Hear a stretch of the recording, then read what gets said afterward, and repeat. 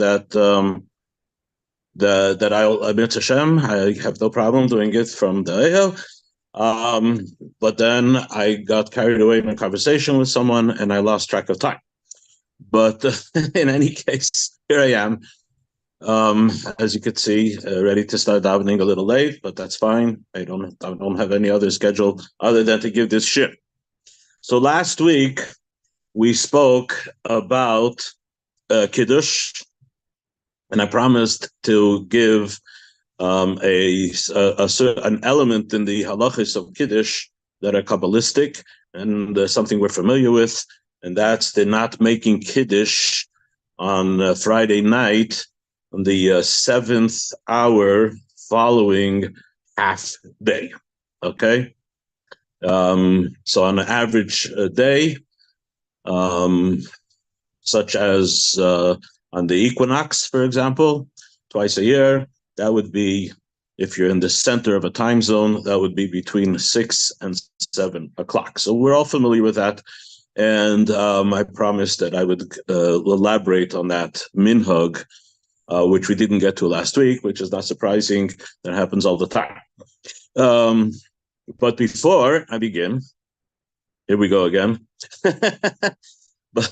But there is, so last night there was a Farbrengen here at the Oyel in honor of Hatzvi-Bais Shvat, and one of the speakers at the Farbrengen, Rabbi Mendel Feller, my mechutin from Minnesota, he mentioned something about Kiddush that he heard from Rabbi Binyamin Klein. So Rabbi Binyamin Klein was one of the maskirim, one of the secretaries of the Rebbe. So when the Rebbe had the heart attack in Tavshin Lamed Ches, 19 was Shuni Atzeres of 1977. So the Rebbe never went to the hospital. They brought all the hospital equipment to the Rebbe's room, and the Rebbe basically was being treated in his room, in his office in 770. So the Rebbetzin actually moved into 770, and the Rebbe, Shabbos, for example, the Rebbe had his Suda Shabbos in his room, and the Rebbetzin would join in the Rebbe's room for Suda Shabbos together with the Rebbe. So on Shabbosim, every other Shabbos, the different secretaries would take turns who would be available to help and to serve and to whatever was necessary for the Rebbe and the Rebbetzin. So he told this story. It was something that had happened. He said that when he was pouring the Rebbe's Kiddush, so he said the Rebbe was standing, the Rebbetzin was standing. This is all in the Rebbe's room, on the Rebbe's table, on the Rebbe's desk. Or actually, I think maybe they brought in a small table. And he poured the Rebbe's cup for Kiddush. Now, the halacha is that for the cup of Kiddush, there are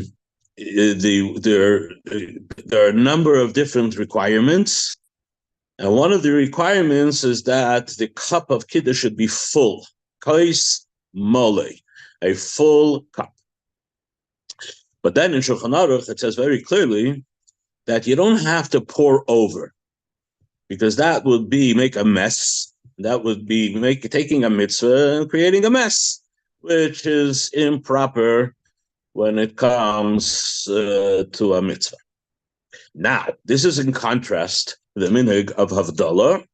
By Havdalah, it says that since you're beginning a new week and you want to start with a bracha for abundance, so by Havdalah, it became the custom that you do pour over the cup, and halacha even says that you're not really so concerned about making a mess because it's for a sinun bracha.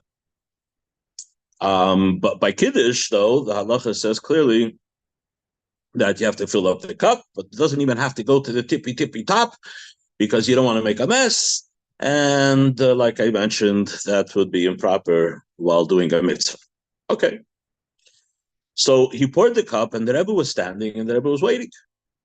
And the Rebbetzin was waiting, and he wasn't exactly sure what they were waiting for.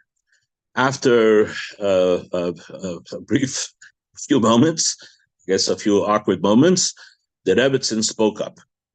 And the Rebbetzin said, by uns firzach amigist iber. Our custom is that we overflow. These were the words as he repeated them in the name of the Rebbetzin. As I remembered being told yesterday, hardly claim that these are the exact words, obviously, but that's the way it was repeated. That by uns firzach, our custom is amigist iber, that you pour over. So there you have it. This was Rabbi Binyamin Klein, based on his testimony of what he observed in the Rebbe's room with regard to Kiddush, that in spite of what it says in Shulchan Aruch, the minhag is that for Kiddush, the Rebbe would also do like we commonly do for Havdalah, and pour the cup to the point where it actually overflows.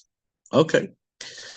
Now, I remember once in Lubavitch Center, it was probably the Kiddush after davening, and we were talking about this, and Betzalel Bassman was present, and I mentioned that, pouring over is in Shulchan Aruch, that is something we do for Havdalah. We make an exception even though you're making a mess, right? But by Kiddush, I felt that maybe it wasn't, based on what I knew from Shulchan Aruch. Okay, I was actually there at that occasion when Rabbi Klein told this, but I don't recall. I wasn't really paying attention. So Betzalel Bassman, a little while later, he comes over to me and he shows me that it's actually a sicha from the Rebbe in the year Hatzvi-Bais. And I was discussing this with a friend of mine here at the Erev, who just actually walked into the room. And I told him that Betzalel Bassman, he gave me a reference to a sicha from the Rebbe. So I texted Betzalel Bassman. I said, "Listen, you told me that there was a sicha from the Rebbe about this. Can you please, send it to me really quick?" So he did, and Baruch Hashem, I had time. I looked it up, and there it is. The Rebbe in Tovshin Membeis, 1982. This was summer of 1982. The Rebbe just said, like matter of fact, that. Our minhag is that we overflow the cup of kos shel bracha. He just said kos shel bracha. Now, like I mentioned in Shulchan Aruch, it says this in reference to Havdalah, but kos shel bracha is not just Havdalah. Kos shel bracha for his Kiddush. Any Kiddush is a cup of wine that you fill up, over which you make a bracha, where the bracha is part of the mitzvah. And I guess this would include any kos shel bracha, like Sheva brachas or whatever it may be, has a special designation called the cup of blessing. And the Rebbe just said, matter of factly, that our minhag is that, as is known, the minhag, said the Rebbe, to overflow. So, okay. So there you have it, officially on record in the volume 3 of the Beis Menachem.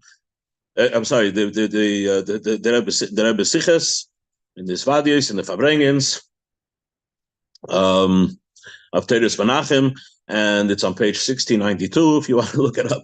But there the Rebbe says as follows.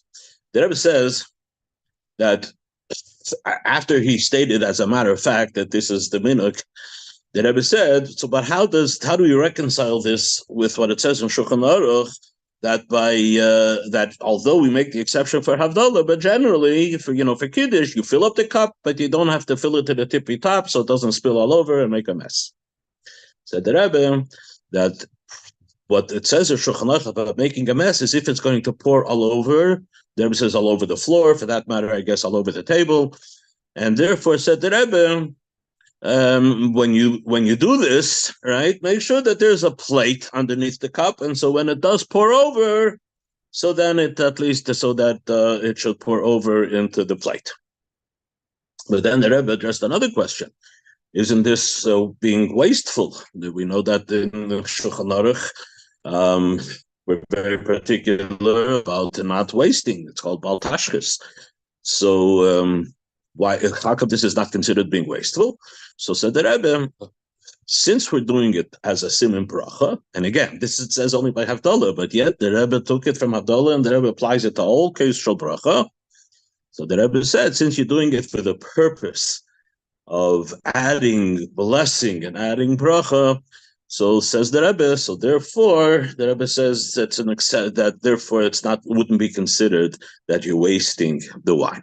So there you have it, official record that for Kiddush, our minig, according to the Lubavitcher Rebbe, or for that matter, anytime we fill up a cup of wine in the context of a mitzvah, and it's called a kos shel bracha, a cup of blessing, where our custom is to overflow.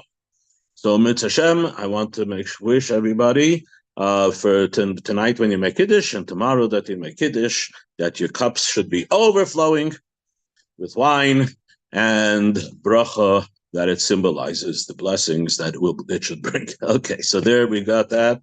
That was because this is fresh. I just heard it yesterday in the name of Rabbi Binyamin Klein from Aymechutin, Rabbi Mendel Fellow. And he didn't know about this Sikha in Membeis, but I told him, I said, listen, I know there's a Sikha about this because Betzal Basman showed it to me.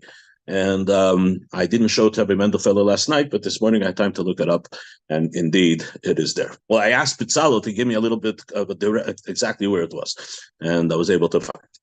In any case, back to the what I promised. I don't have. Okay. Oh, we have plenty. We have plenty of time. Okay.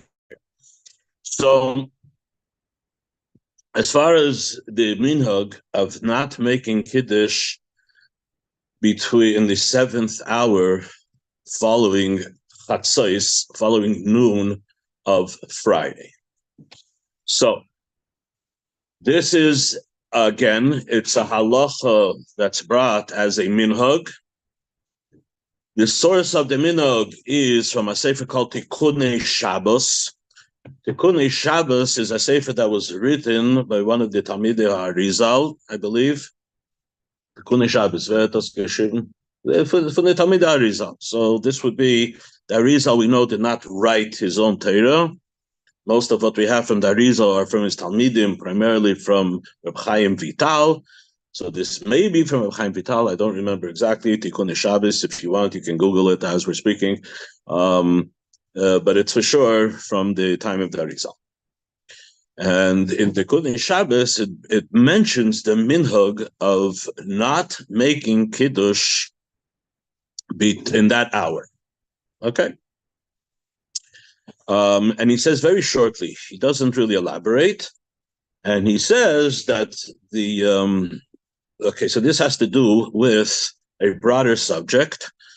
And I will I'll elaborate on that a little bit. And that has to do with what's called mazolis. Now, mazolis in the secular world, you know, these are the zodiac signs or whatever. And we certainly don't want to pay any attention to that. But it has its source in Torah. The Gemara mentions numerous times the significance of the mazel. Now, what is it on the surface? It's based on observations that we make in the heavens. And the way the Torah looks at things that we are able to observe in the heavens is that basically these are signs that Hashem is showing us.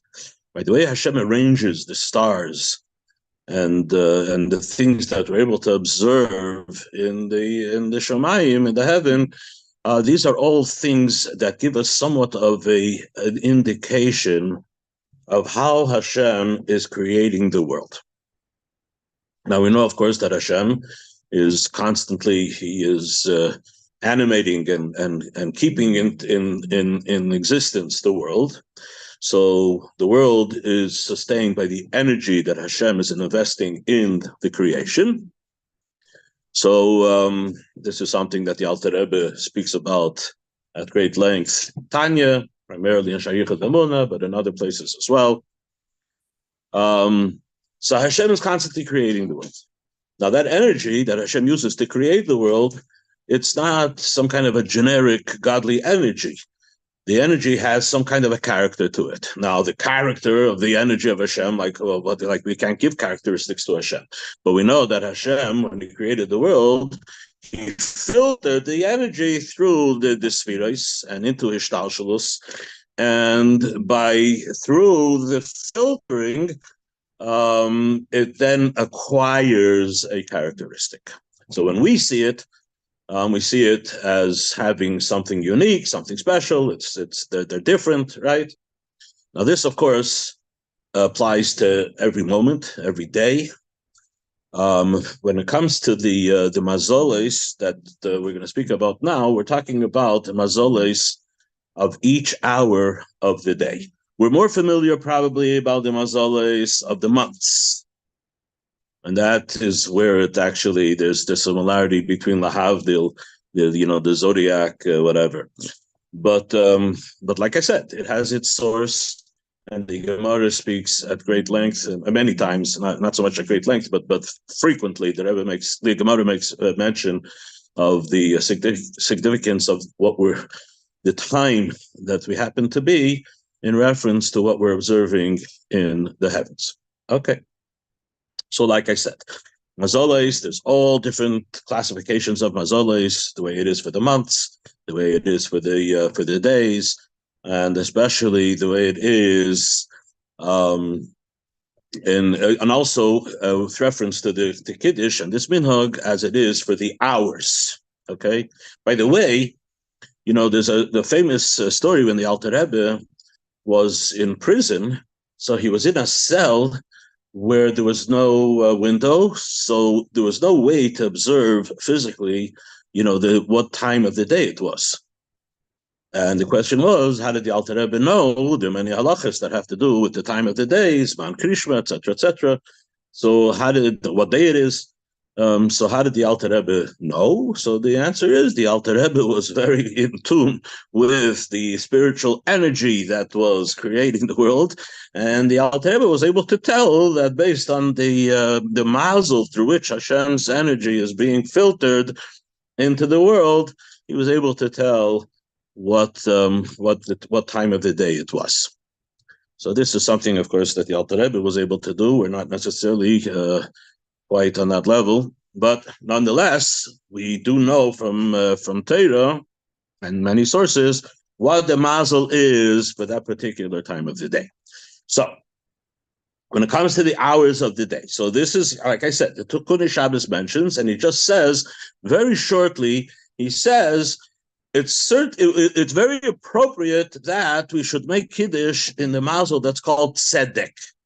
Okay, so tzedek means from the word tzedakah, righteousness, which is a positive thing, meaning that the hour of the day for which the energy is being filtered through the mazel of tzedek is a good and appropriate time to make Kiddush. Okay.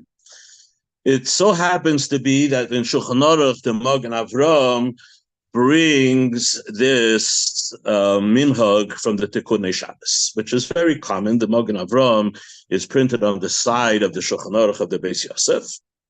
Beis Yosef himself, was a contemporary of the Arizal. And the Magen Avram, who came a while later, when he wrote his commentary on the Shulchan Aruch of the Beis Yosef, the Magen Avram would very often quote things that are brought in the Tikkun Shabbos. Now, the Alter Rebbe, when he wrote the Shulchan Aruch, this is like 150, 200 years later, the Alter Rebbe was very much, he wrote the Shulchan Aruch and he based what he wrote on numerous, backgrounds of the Rishonim and Acharonim. But the one that the Alter Rebbe relied on heavily was the Magen Avram.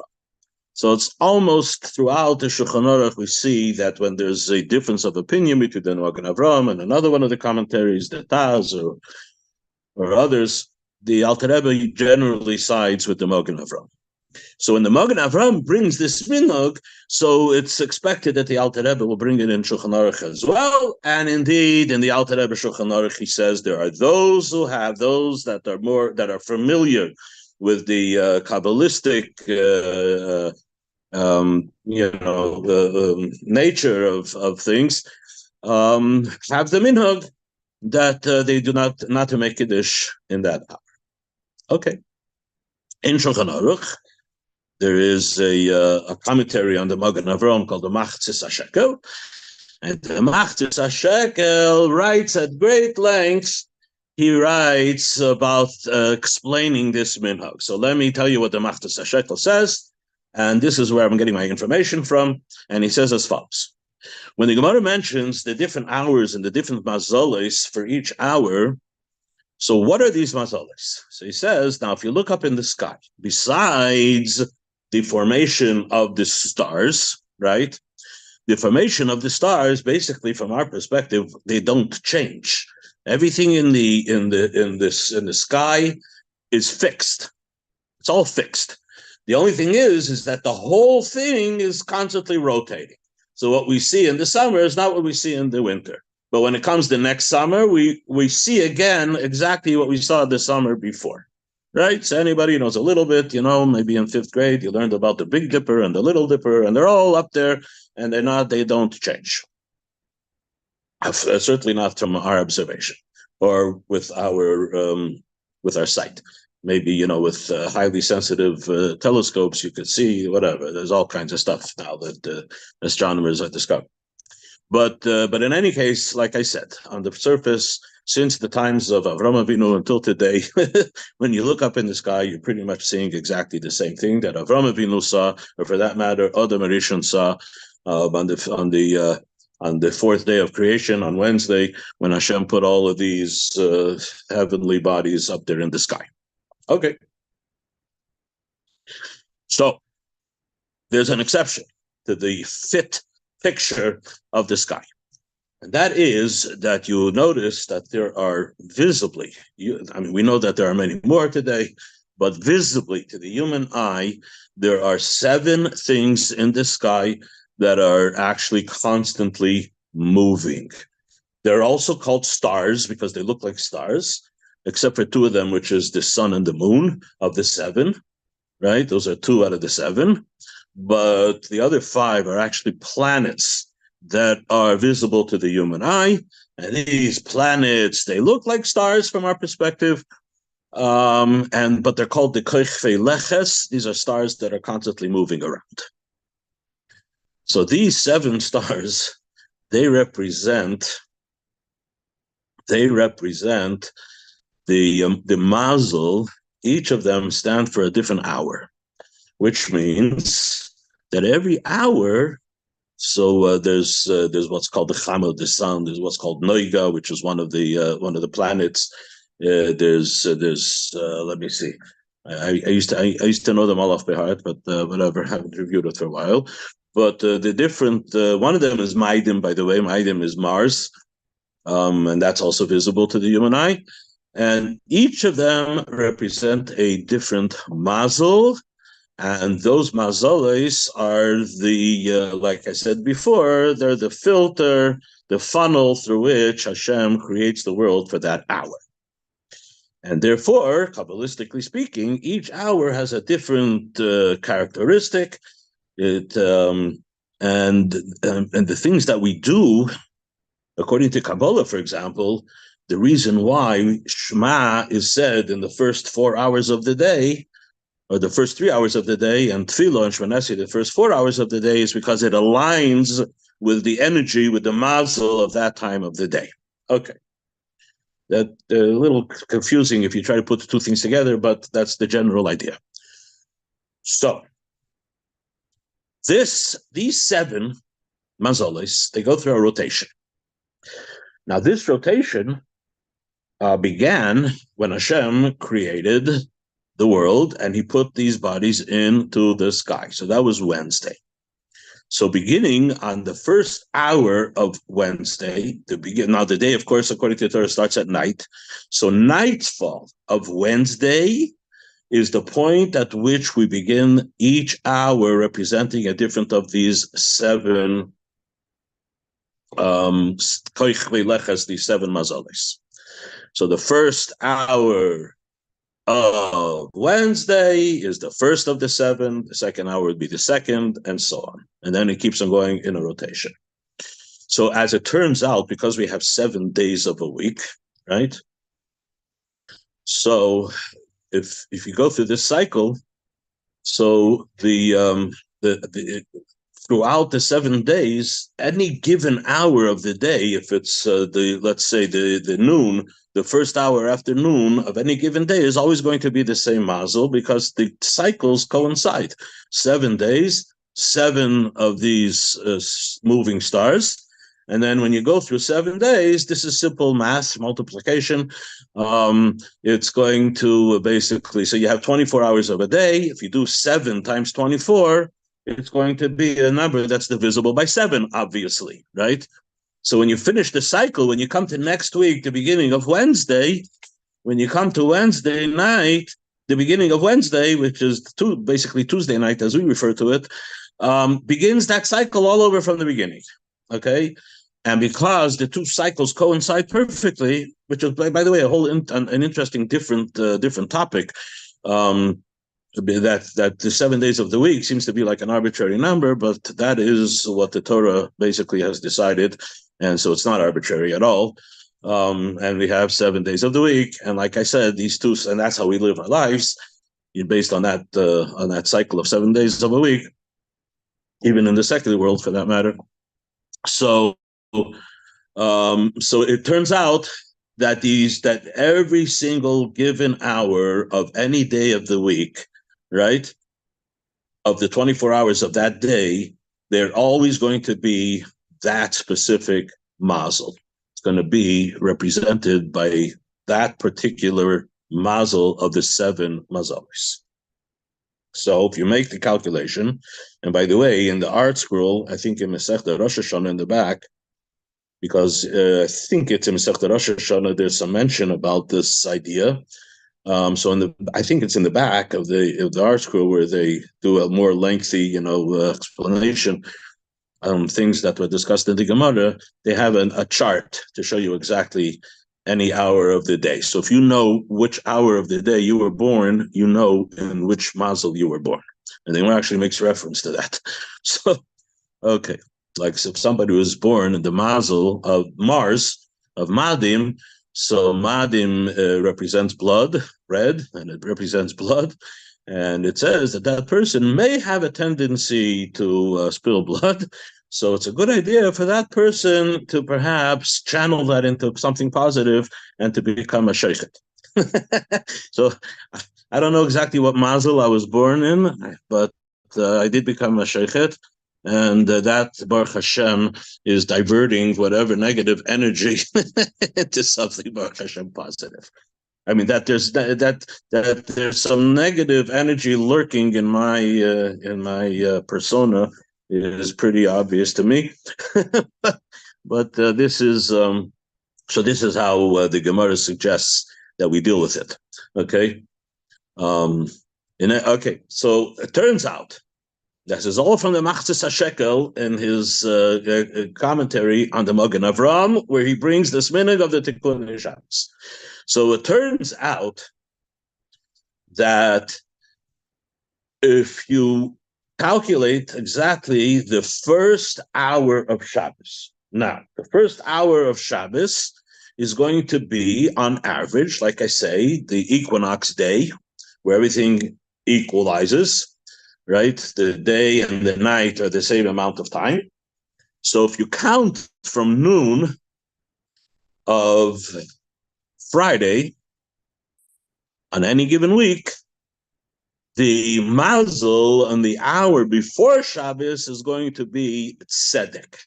Tzedek represents something that's pretty much positive. Nothing is absolutely positive, but it's generally positive. The next hour, which is maidim, and by the way, this mazel is the mazel that it's mentioned is the mazel that's in charge of bloodshed, like I said.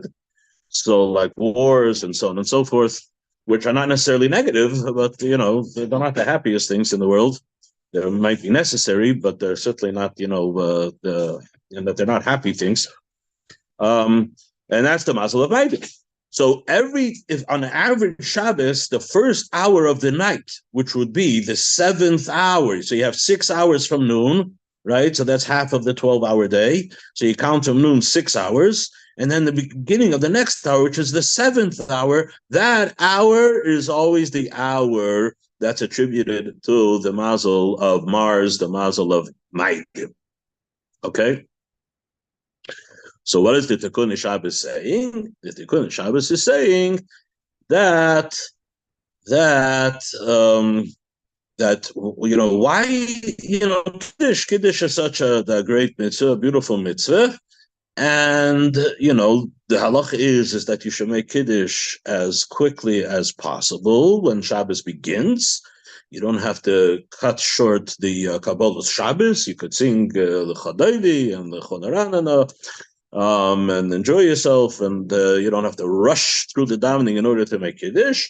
But once the davening is over, the halacha is that one should not delay. One should do, even though technically you could do the mitzvah of Kiddush any time of Friday night, and even if you missed it Friday night, you can make it up even on Shabbos, where then you would not just say a very Pri Hagafen, you would actually say the whole bracha of Mekadesh HaShabbos. But it's preferable to do it immediately after davening when you come home from shul, without delaying it. Okay.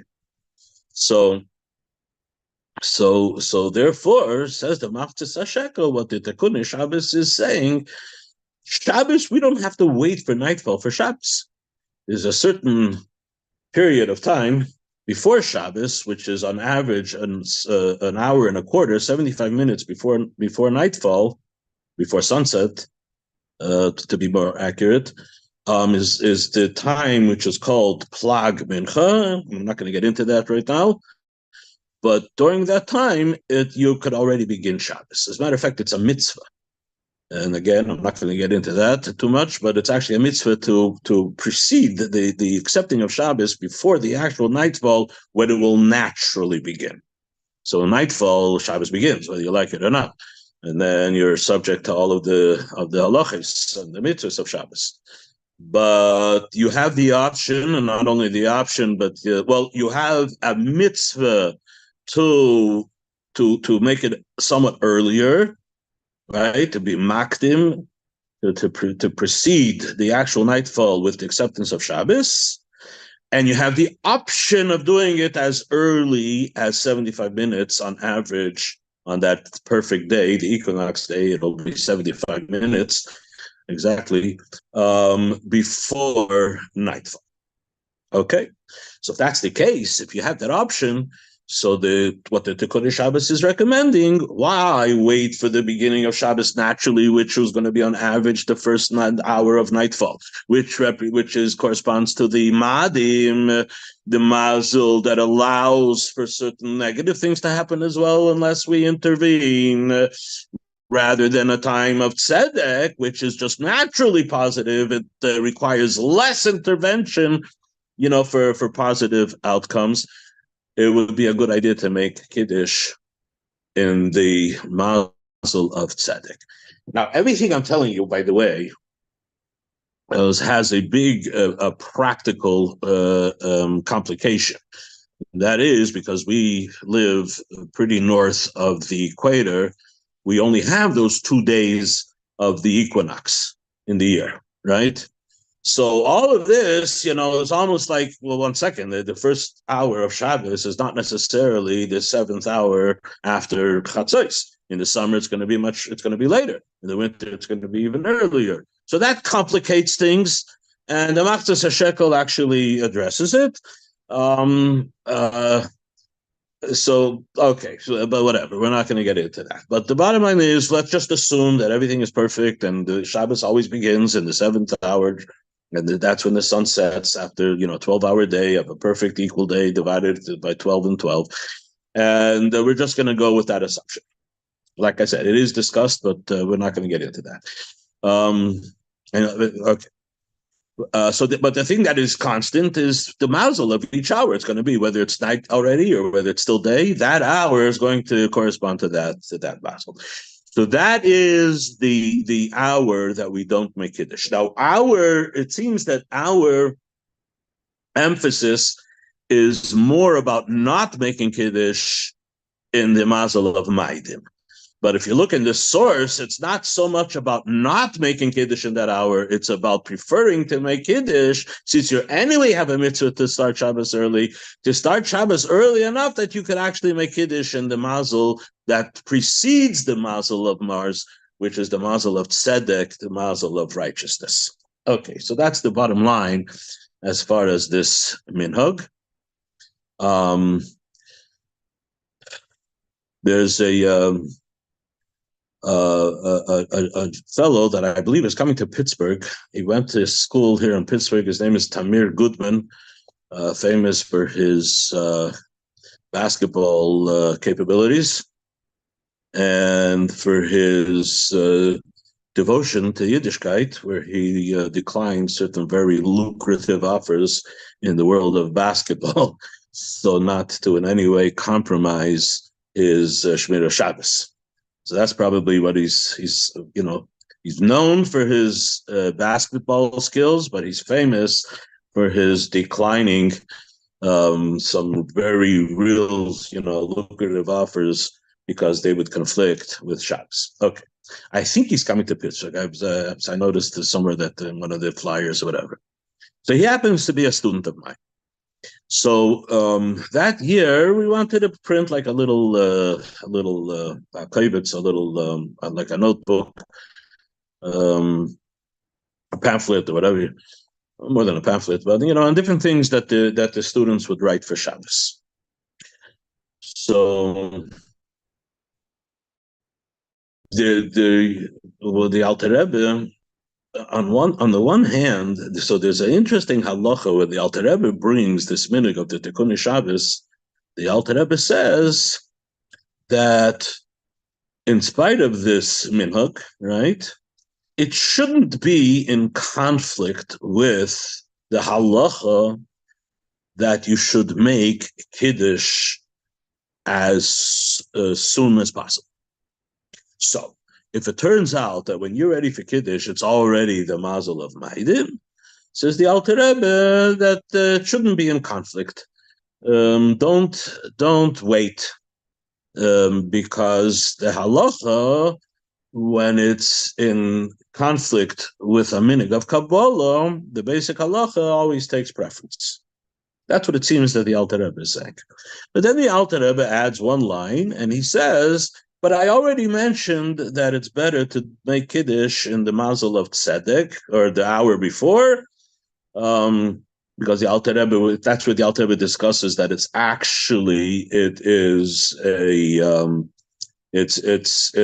a recommended thing to actually start Shabbos even earlier than the natural time of sunset. And so the Alter Rebbe says, so it shouldn't really actually affect, because you should be making Kiddush before that hour anyway. That's what it seems the Alter Rebbe is saying.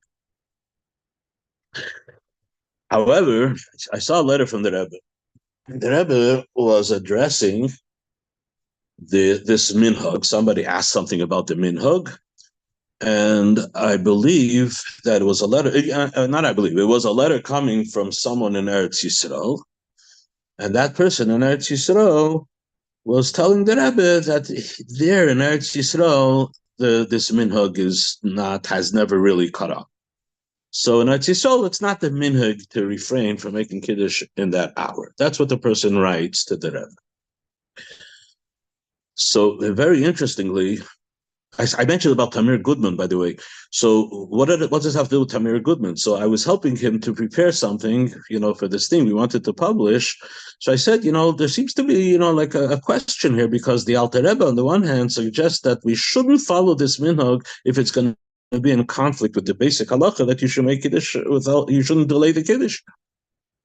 So I said, I suggested to him, and together we learned the Alter Rebbe Shulchan Aruch, and we discovered that there's another halacha that perhaps could be the basis for our being somewhat lenient in pushing off the Kiddush, till later. Okay.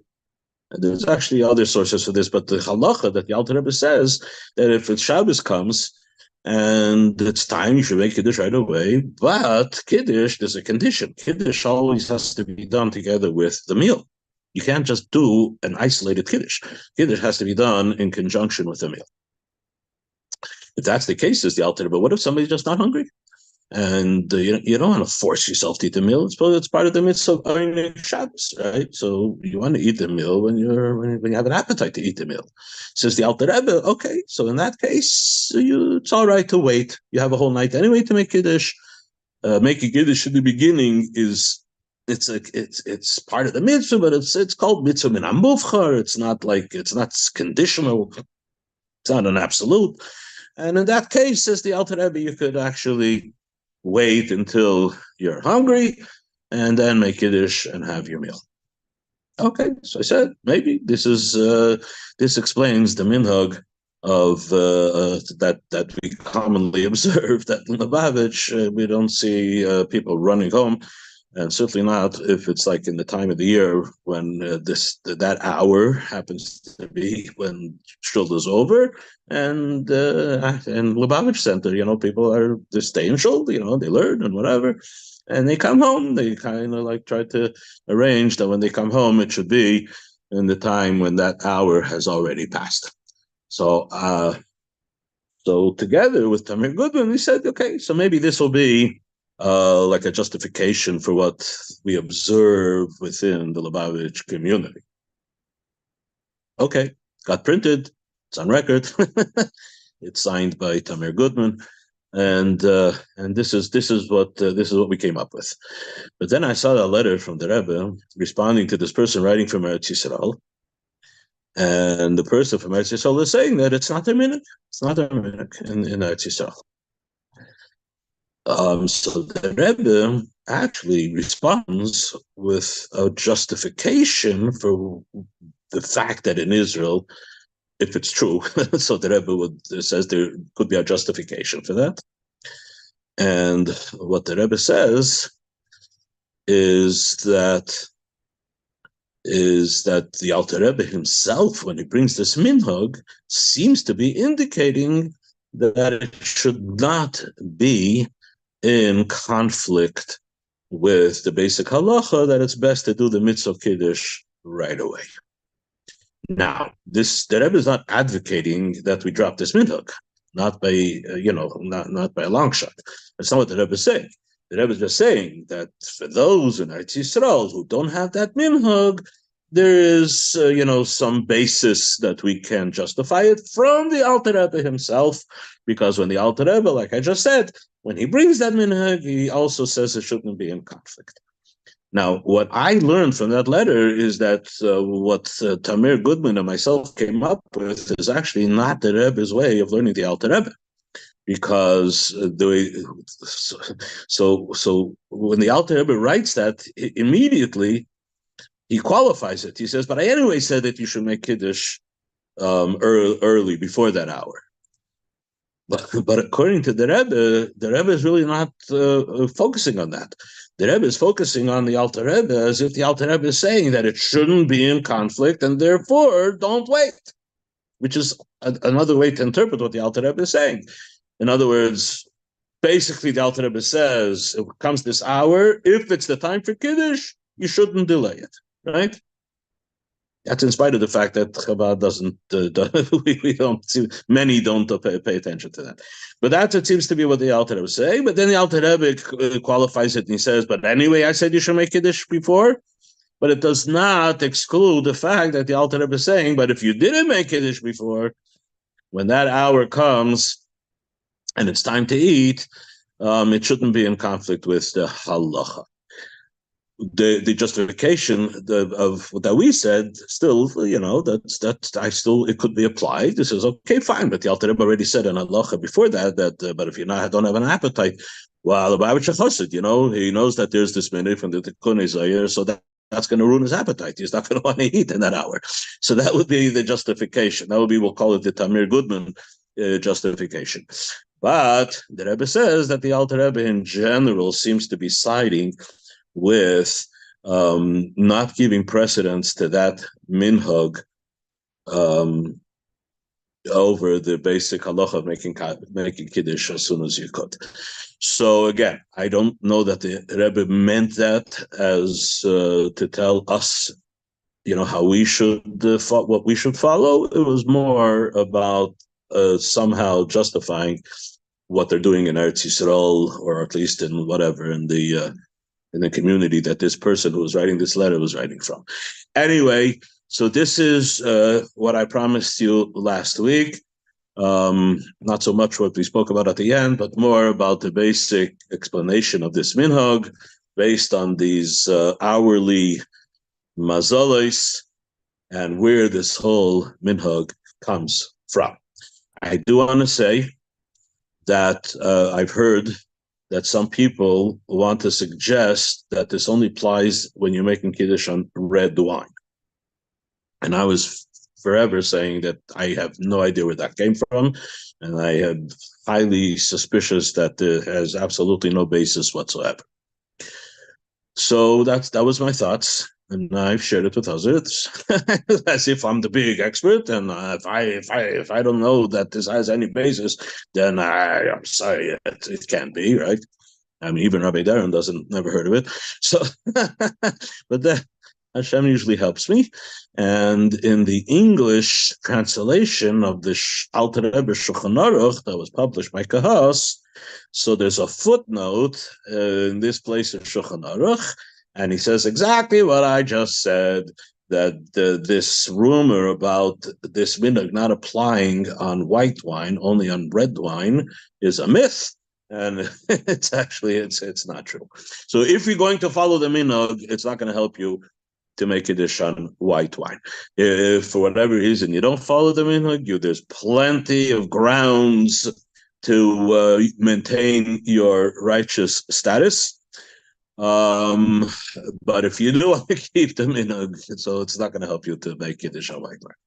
Okay, so this is what I would like to share with you today. I think I became the host, so I guess it's up to me to bring push the end button. Yeah.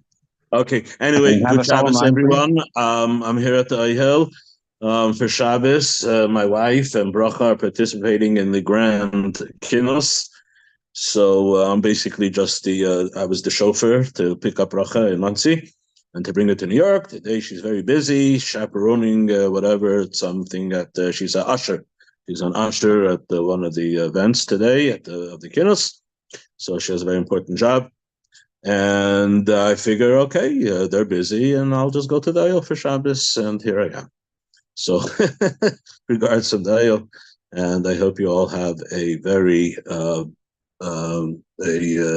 bracha dike Shabbos, and don't forget to overflow your Shabbos, your Kiddush cup. Make sure that there's a plate underneath it, so it doesn't make a mess, and in that way you're safe from